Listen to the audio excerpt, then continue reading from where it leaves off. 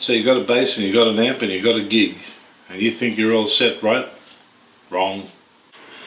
After 40 years of doing this, I've really learned something, and that is, if anything is going to fail, it's going to fail at the worst possible moment. So here's what you do. You make sure you have your trusty bass, you make sure you have a good amp, and make sure that you have, everything that you need to plug it in. So here's a bass. You'll notice straight away it's equipped with strap locks. All my basses are equipped with strap locks. Cheapest insurance you can buy. So I've tuned up, I've plugged in. What could possibly go wrong? Let's say I break a string. So I need to have some spare strings. Don't ever forget those. You really, really need spare strings. The other thing you can do, if you can afford it, take a spare bass. It doesn't need to be expensive. Like I said, $350 quiet. Just sitting there on the side. Anything goes wrong with your main bass, just reach out for this. If you break a string, if something goes wrong with your battery or whatever, you can save the gig just by having this. Having that set of strings.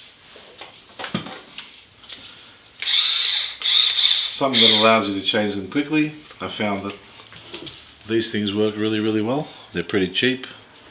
You can keep on in your bag, snips, so you can cut the strings. You're going to need a tuner, so you can tune your bass up. And then it comes down to things like battery tester. If your bass is active, you want to make sure your battery is okay. Spare batteries. If you travel a lot, you need some tools to be able to adjust your bass. So take all of those along. Spare lead, you're going to need one of those. Foldable and fairly robust stand for your bass, because you don't want your baby falling over and breaking. If you have to read music, get yourself a music stand. Get a light for it. Because you're going to be on stage and lights will be flashing and it'll be hard to see things. And if experience tells us anything, never print anything like, say, chord symbols in colours, because as soon as the same colour light comes on, guess what happens on that page? That's right, those chord symbols disappear. Far better, and what I do is use an iPad. I put all my charts on this, I organise them into set lists. I can rearrange the order of the songs. I'm not so worried about a light because I can see this in the dark, and all I need to do is flick through from song to song. Nice and easy. Now you can basically use a foot pedal to do the flicking if you don't want to use your finger, but these work great. Don't forget to charge them, don't forget to take the charger. So let's recap some of that. Hello. Spare strings, need those. A good sturdy foldable stand, preferably that fits in your gig bag. Wrenches, screwdrivers, spanners and everything else that fits your bass. A means to cut the strings. A means to wind strings onto the post quickly. Now, it doesn't have to be electric, but you can get the hand winding ones that are really good. Tuner, can need one of those. I always have a clip on too. I always have the app on my phone just in case. Spare batteries. A battery tester to make sure those batteries are actually in good condition. I did say spare lead, with at least one of those. And something that saved my life recently is again, I'm not brand specific on these things. This is a Sans Amp DI. I use this a lot. At a recent gig, my amplifier died, my good old Roland Cube.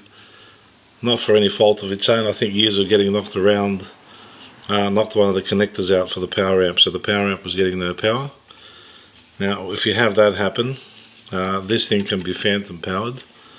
You plug in here, and then you have your bass and treble controls. You can go between solid state and tube sort of sounding. You've got drive, you've got a level. So what I did was got the sound guy to plug that into the PA, give me a bass on the monitor, and I was able to play the gig. No problem at all. Lastly, if you are reading music, there's lots and lots of programs available that allow you to organize your charts, so you can actually put them on here and flick across. Get a good music stand, or get an iPad stand for that. There's ones you can mount onto mic stands and all sorts of things. So that's basically the sort of kit that I take with me on the road. And last but not least, don't forget to have some water, because you're going to need it. You don't want to dehydrate at these gigs, right? Have a good case. Because I lug my own gear, I use one of these mono cases. And my stand, most of my stuff fit in here. It's quite solid. It's got a nice rubber bit at the bottom, so when you put your bass down, it won't allow it to get damaged. It's easy to operate. You can get a double one if you use two basses, so you only have to carry one case. If they're travelling in the back of the truck, basses, amps, any other gear, put them in a good road case. That again is very, very cheap insurance. So I think that's what you really need now that you're going to get out there and gig. Good luck.